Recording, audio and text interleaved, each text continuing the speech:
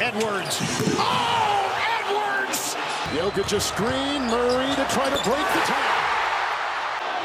Murray makes a move.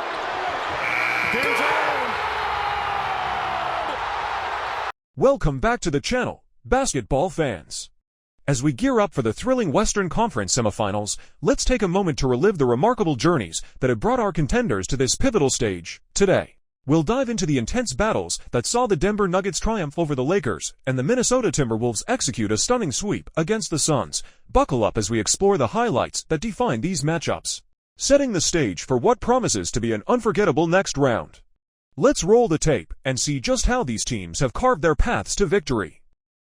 Let's step back to last year's playoffs, where the Nuggets clinched a 4-1 victory over the Timberwolves in the first round. We'll start with a look at the starting lineups, noting any changes that could influence this series. Last season, the Nuggets lineup featured Jamal Murray, Kentavious Caldwell-Pope, Aaron Gordon, Michael Porter Jr., and Nikola Jokic. This formidable lineup remains unchanged for the upcoming series. The Timberwolves, however, started with Mike Conley, Alexander Walker, Anthony Edwards, Karl-Anthony Towns, and Rudy Gobert. This year, they're bolstered by the return of a healthy Jaden McDaniels, adding depth and defense to their roster. For the Nuggets, scoring depth was evident as they had 6 players averaging double figures, led by Murray with 27.2 points and Jokic with 26.2 points per game. Contrastingly, the Timberwolves had 4 players averaging double digits in scoring. This postseason, the Timberwolves will need even more offensive output from Karl-Anthony Towns to balance the scales. In this regular season, the series between the Nuggets and the Timberwolves was split evenly at 2-2.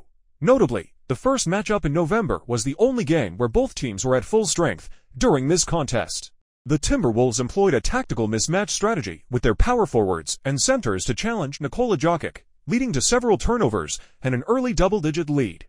However, Karl-Anthony Towns, tasked with guarding Jokic, picked up 2 quick fouls in the opening quarter, a scenario Minnesota must avoid in the upcoming conference semifinals to prevent a potential crisis. In the subsequent 3 games, neither team was at full capacity, with Towns sidelined. Nez Reid stepped up as the starting center to contend with Jokic, while Reid put forth a valiant effort. The effectiveness of this matchup varied, leaving questions about Minnesota's defensive strategy against Denver's key player in the playoff series. In the first round of the playoffs, both the Timberwolves and Nuggets advanced with relative ease. The Timberwolves transformed their regular season challenges into a dominant sweep, dispatching their opponents for 2-0. This change in fortune was partly due to their opponents' inability to exploit Rudy Gobert in the pick and roll, a strategy that the Suns failed to capitalize on with Jusuf Nurkic. Additionally, Allen's injury crippled the Suns' lineup, preventing them from securing even a single win. Gobert, along with Minnesota's elite perimeter defenders, effectively contained mid-range specialists like Devin Booker and Kevin Durant. Conversely, the Denver Nuggets displayed some vulnerabilities despite their 4-1 series win. 2 of their victories were secured through last-second heroics from Jamal Murray, indicating closely contested battles. The games highlighted Anthony Davis's resurgence to his peak 2018 form, with the Davis and LeBron James pick-and-roll proving to be a formidable strategy. Although the Timberwolves' offense might not possess the same level of star power, their rigorous perimeter defense is expected to challenge Murray and put significant pressure on Denver's playmaking abilities. Let's examine the critical matchups, focusing first on Denver's offense against Minnesota's defense. Reflecting on the Lakers' defensive adjustments, they shifted from Rui Hachimura to Anthony Davis as the primary defender on Nikola Jokic. For the Timberwolves, a similar adjustment might involve deploying Rudy Gobert to guard Jokic, moving away from their regular season strategy of using Karl-Anthony Towns in this role. This shift would allow Towns to focus on Aaron Gordon, implementing this defensive setup, with Rudy Gobert taking on Nikola Jokic, aims to mitigate the risk of Karl-Anthony Towns running into foul trouble, an issue that has been recurrent in the first round. Keeping Towns out of foul trouble is crucial, as his offensive contribution is vital. The Timberwolves cannot rely solely on Anthony Edwards for scoring. Jaden McDaniels, celebrated for his defensive prowess as demonstrated against Devin Booker, could play a pivotal role in guarding Jamal Murray, whom he has successfully contained during the regular season. This strategy leaves Edwards to contend with Michael Porter Jr., whose height and adept shooting posed significant challenges for the Lakers. However, Edwards' occasional lapses in off-ball defense could lead to easy scores for Porter if not carefully managed. As for the Jokic-Murray pick-and-roll, Minnesota's optimal approach would involve fighting through screens rather than switching, maintaining defensive matchups. Anthony Edwards, potentially playing as the strong side wing defender, could be crucial here. His role would involve briefly helping on Murray during the pick-and-roll and quickly recovering back to his assignment, which might often be Michael Porter Jr., poised on the perimeter for a catch-and-shoot opportunity. This setup depends heavily on Edwards' ability to disrupt the play without leaving Porter Jr. to open for effective shots. The potential switch of Edwards onto Murray might be explored during high-stakes moments, leveraging McDaniel's length against Porter. This strategic adjustment might be reserved for critical phases like the third quarter or the final 5 minutes, depending on the game's progress. Denver has been particularly potent in the third quarter, so Minnesota's execution during this period will be crucial. In the offensive arena for the Timberwolves against Denver's defense, the matchups might see Mike Conley up against Jamal Murray and KCP taking on Anthony Edwards.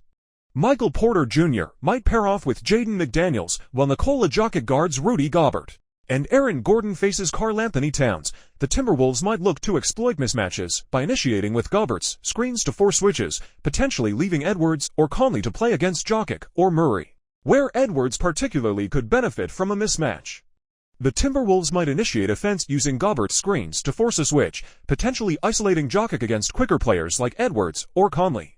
This could allow Edwards to exploit mismatches with Murray, leveraging his improvement in handling double teams, a skill he showcased against the Suns. However, Denver's superior defensive rotation compared to the Suns adds an intriguing layer to this matchup.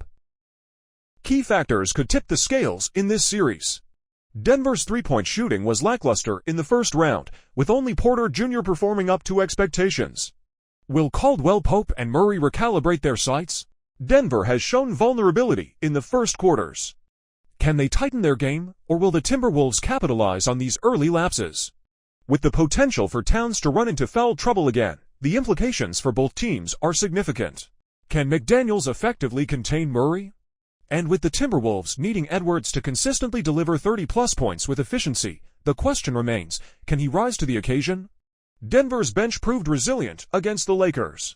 But can they maintain that strength during the non-Jokic minutes? Game 1 will be pivotal for the Timberwolves on their home court, where they'll want to maintain their home game advantage, especially with Finch unable to be courtside. This series promises to be both exciting and competitive. ESPN's Stephen A. Smith predicts that with a healthy Murray, Denver could clinch it in 7 games, but without him, he sees the Wolves win. Jamal Murray's healthy, Denver wins in 7. Okay. Jamal Murray's not healthy, they out. Yeah. Minnesota winning this series. What are your thoughts? Do you agree with Stephen A. Smith? Or do you see a different outcome? Let us know in the comments below, and don't forget to like and subscribe for more in-depth analysis.